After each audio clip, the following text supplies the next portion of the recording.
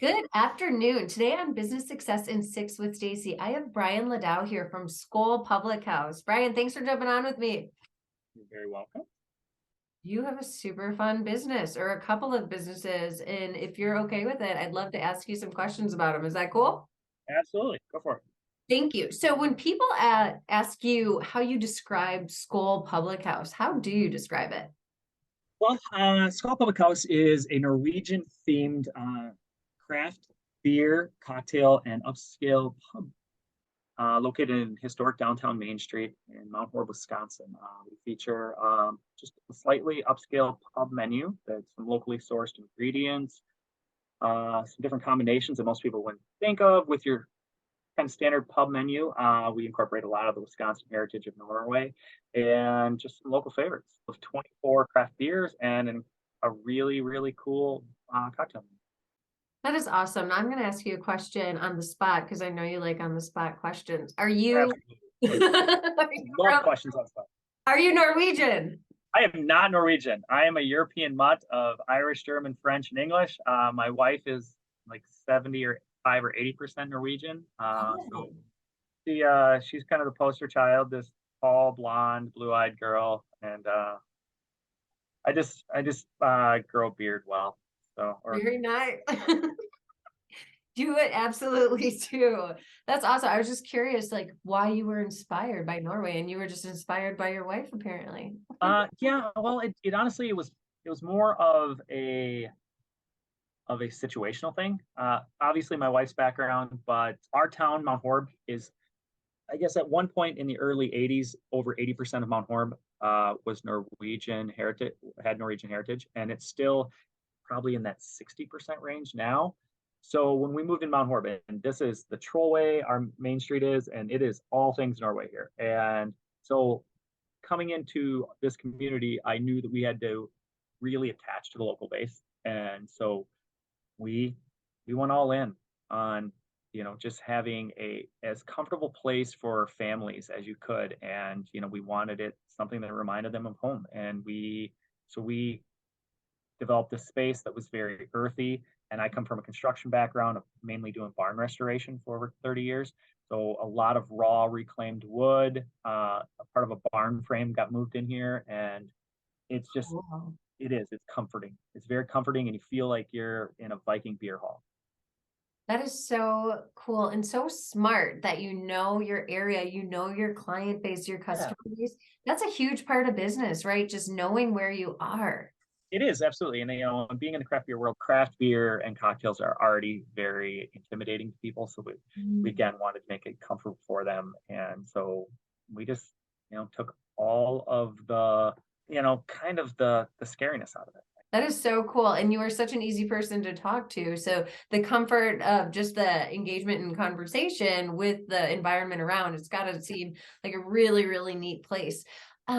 What were your plans when you started? Was that your original plan when you started your business? And It, how has it changed? I come from a construction background, lifelong family business, and I always bartended on the side for like the last 15 years. My wife had more of a restaurant bar industry, lifelong server, bartender, and so I kind of got a little burnt out in the construction industry and said, I'm tired of working outside in the winter, so let's do this idea. And over the course of a couple of years, I kind of talked her into it because she has a job outside of the business.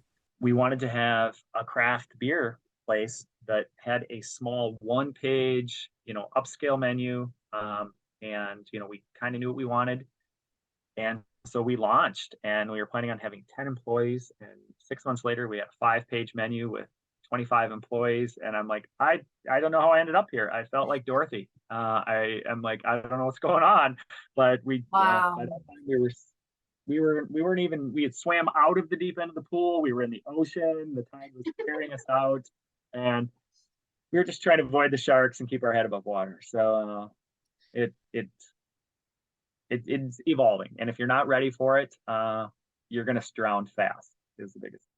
And be ready or get ready, right? Yeah, you're gonna. It's one of two things. Either you're gonna rise, or you're gonna fall. So Wow. Or you'll tumble in a wave and then eventually you'll be surfing. yeah, No? there you go. I hope that's as easy as it is. So I hope so too. You're doing great. What is the biggest way you impact the community? our impact to the community is we give back as much as we can. We have a large staff. It's about 35 to 45, depending on the year. And over 3/4 of that is high schoolers. And so they are the busiest kids in the world. And Mount Horeb, I think it's around 8,500 people. So it's one of those kind of suburb communities, but it's a very active community with sports. So we give to so many organizations, probably a half a dozen different local clubs like the Kiwanis, the JCs, the Rotaries. We work with a couple different veterans association, the EMS services in town here, phenomenal. Our fire department, our police department, we do a lot of fundraisers with them, and even our local municipality. We're presently working with them on redoing their ice skating rink warming house. On top of that, we give to probably a dozen different sports organizations in town, and then probably another dozen outside of town in the area. So there's always somebody that wants, a donation, and we're more than happy to help when we can. And so we try to just put that money right back in the community as much as possible to show our appreciation of it.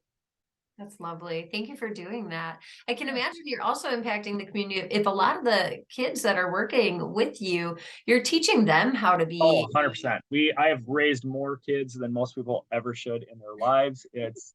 I feel like an orphanage here sometimes. Like I am taking care of children all the time. And that, it's part of a business plan, but just a part of the person who I am, is, we take the Viking mentality of we take all kinds, but you either become a part of the clan or you don't, and you're not going to survive here if you don't become a part of the clan. And so we have some rules here, and this might be off topic, but when you come in every day, new employees, learn the lesson. The hello goodbye rule is a simple little thing. Every person on staff, since we do have this hierarchy of high school kids of coming in that don't actually get along all the time. So every person, when you come in, you have to say hello and goodbye to everybody at the start of your shift and at the end of your shift. So you have to go through and you have to talk to every person that works there every day on that shift. Awesome. It's a dumb little thing, but it makes our staff so incredibly tight, and they hang out here all the time. There's just a gaggle of children at all times here, and they're doing their homework here in the back rooms, or somebody's back from college. It's nothing to find somebody in the back room working on an essay, or in a private room, or somebody's popping in on their lunch hour to grab lunch with their boyfriend or girlfriend. And so it's a great way for staff retention, is to make these kids feel at home, give them like a second home, to be like their other coach, and it encourages them to have fun and be relaxed, and then therefore they encourage their friends to work there. So we are able to solve some issues that other area businesses have by just doing a logical thing and treat your staff well. And then we spoil them. They're so spoiled. There's a basket of candy at the host counter at all times, and we take them on a summer tubing trip and then a winter bowling party, and so that is awesome. Try to make it fun.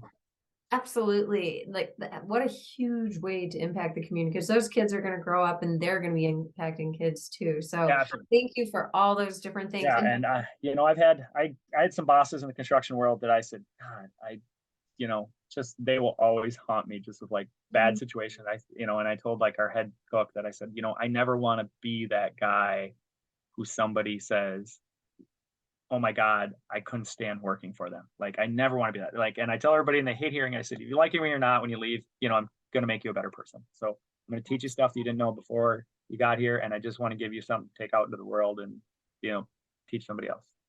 So cool. And something as simple as just acknowledging somebody, like no matter who they are, where they're working, where they're at in life, just acknowledge them, Yeah.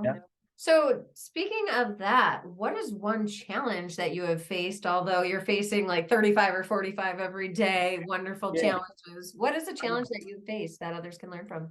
I think really that would probably be it right now. I mean, there's, outside factors of like inflation that we can't even compete with. It's like, you can scream at the sky and why eggs fluctuate $10 a week on a case. That ain't going to do anything. But staffing is a huge issue. I know in our area and from what I see in the industry across the board, and take care of your staff, absolutely take care of your staff. That is one of two bullet points I would say to any new business owner. Make your staff a priority. Sometimes it's really difficult to just fall on your own sword and say, this is horrible. You're doing your job. Why aren't you coming in? Why aren't you doing your job? This is ridiculous. But you have to learn early on. People are never going to care about your business the same way you do. So Yeah. just remember, this is a job to them. This is not their life. So, again, don't ruin their day over something like this. Don't be the bad guy that makes them quit because you yelled at them about something that doesn't matter. So, take care of your staff, and hopefully they'll take care of you and they'll have your back. And, that's kind of what happens here is they self-regulate themselves. The older kids really keep the younger kids in line if they're screwing off too much or if they're taking off too many days. They make it very clear that, you need to be a part of this team and you need to act a certain way if you're going to be a part of this team. That is really, really cool. Great advice. What does the future look like to you? I know you have other plans in the process, and do you have an Yeah. ex could you Do I have tell an us a exit? bit more? Uh, I'd like to say I have an exit plan, but COVID kind of threw all the wrenches right at our exit plan in many ways. I mean, and we were lucky enough. We were out of the gate about 9 months before it hit, so we were able to get our feet underneath us to realize, what the heck was going on before the ladder got kicked out. But our exit plan, we just want to keep building our brand right now. We recently purchased our building that we're in, and it's larger residential area on the second floor and commercial area on the first floor of other businesses. So we want to continue to Congratulations. nurture that. So we got a lot of revenue coming in on the other side of our business. Great. We continue to build our brand. We've just added an axe throwing studio next to Skål to kind of incorporate that whole Norwegian Viking mentality, give people the coolest waiting room possible. And help draw in some of the business during those cruddy months that are upon us. And, just like I said, keep building our brand. We would like to start manufacturing a couple of our house sauces that are doing well. And that's a whole other thing of post-COVID kind of put on hold, but continue building it. So if we do decide that we want to exit at some point, that we have a very marketable product to sell. That is awesome. And that's so exciting. And I before when we were talking, you told me about the axe throwing. I never really considered it as part of the whole background of Europe too, with throwing axes and Yeah, absolutely. It's on an upward trend. It's popular. There's a few places in Madison, so it's still like 20, 30 minutes to the next closest place. And that's a very unique thing about Mount Horeb is we're geographically where we're located. We're one of the last like cities of our size that we still have the U.S. We have two U.S. highways. We have one U.S. highway and one state highway that runs through town. So we have, like many of the older towns, like the highway went through their main street. And when that leaves, a lot of those main streets die. But we still have that. So we have a super vibrant main street with 9,000 plus cars a day that travel down. And so it's a central hub. And our social economic background that we did on this community before we launched we did some stuff for about 2 years. The people of Mount Horeb are very educated and they make very good livings. Most of them work in Madison, okay. and which is 20 to 30 minutes away, depending on where they work. And so they're used to those amenities that you can get in a bigger city, but they still want it in their backyard. And they want to be able to, because, you can walk anywhere in town in probably 15 minutes from where you are. And we have some great parks and some local state parks, county parks. We have a ski hill. We have so much stuff. We have a lake, and there's so many great things people can do here. So when we designed our business, we said we want to bring some of those amenities from the big city to our littler city and put this stuff in their backyards, because we know people are not afraid to pay a couple dollars more for something. But we're still within southern Wisconsin, so we really need to keep our prices down, and that's been a struggle. But we were able to give like this kind of slightly upscale menu to people that are used to getting it in their day-to-day lives. It's just they can get it when they're not at work or when they're not out and about. And they don't have to drive 30 minutes each way. Yeah, you don't have to drive, and if you want a few too many drinks, you can probably walk home. And it just we're really tethered to the community here, and we have an incredible support network from our community. That there's so much that our viewers can learn from just with you speaking about your business right there. Thank you so much for that. The Very last welcome. the last question I have for you, all subjects open, what inspires you most? This is probably something I shouldn't say, but it's failure. I think failure is a great motivator. I I like to tell my staff that always you should never focus on the failures in life. Focus on the future. Don't focus on what's behind you, but Mhm. know the consequences. And failure is a huge motivator to me. It's easy to get caught in the moment and say, well, God, this is the end of the world. This cooler broke down, this, that. I'm like, but if you don't say, okay, I got to pick myself up and keep moving because no one else is going to come along and, say, I got this one. You just take it. You take a few days off and you go recoup and go back. Like, no, you need to be accountable for your own actions and you need to keep moving forward. So know that you're on the hook for something and know that I'm responsible for 35 to 45 employees' jobs. It's a huge motivator to say we gotta find new ways. We gotta think outside of the box. We gotta constantly be moving ahead because I'm a big believer if you're not going forward, you're definitely going backwards. Absolutely. That's awesome advice. That's awesome inspiration. Nobody has ever answered like that before. And when I think back now, they say the best way for us to learn is through failures Yeah, and mistakes. You learn so much quicker from those, right? it does. It's been some bad lessons I've had to learn here, and that's one other great lesson I would tell any new business owner for a restaurant or any business is you need to learn every possible position in that company. I tell my staff, and I said it when I own a construction company, I will never make you guys do anything I won't do myself. And you can gain respect faster by being the guy in there scrubbing dishes, and I probably scrub as many dishes as anybody else here Wow. as telling people they need to wash dishes. So I mean, be in there, be in the mix, but be ready for that failure to show up because when a cook doesn't show up on Friday and you don't know what you're going to do, you got to be able to hop in there and limp this business along and make sure you can cook. And same thing as I'm a bartender at heart, but if a server goes down, I hate serving, but I can hop in and serve. You need to be Yeah. ready to cover everybody's job because that's honestly what a business owner's main job is just taking care of all the other positions and keeping the cats all herded. And whatever metaphor you want to use for this, it is all solely upon the owner. That is incredible. Well, congratulations on your both of your businesses and on continuing to grow. If people want to come visit you, which I know they will, and what would they do? Would they come to your website? Would they call Yep. you guys? Yeah, absolutely. You can check us out at skullpublichouse.com or the new skullaxthrowing.com. Both will take you to our website and you can see all of our wonderful food, our merch. You can book an axe throwing lane.